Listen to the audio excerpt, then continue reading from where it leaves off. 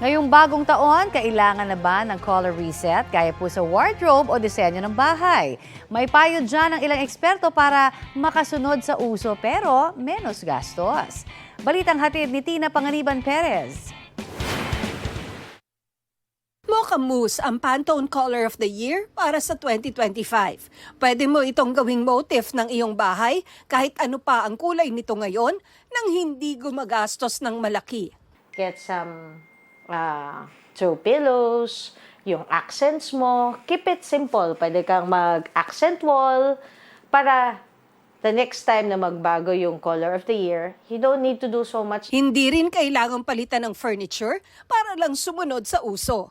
Malaking bagay rin daw kung neutral ang base color ng bahay, gaya nitong condo unit ni Cheng, na babagay sa kahit anong kulay. Kaya dapat yung base color of your home, it's always practical to make it neutral.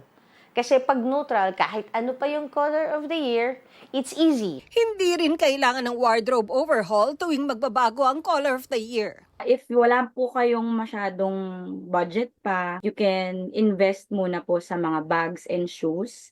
Kung may statement pieces na, gaya ng blazer, jacket at coat o ibang outfit na nasa color of the year, ang maganda raw gawin. I-mix and match nyo lang po yung color mousse sa mga on-hand outfits. Kung may budget naman at gusto mong i-overhaul ang iyong wardrobe, payo ni JM, Go basic para classic and timeless pa rin siya. Pero you're still in trend para sa everyday outfits nyo. ang iwasan lang daw. Siguro po mga neon colors, bawal po tayo. Tina Panganiban Perez, nagbabalita para sa GMA Integrated News.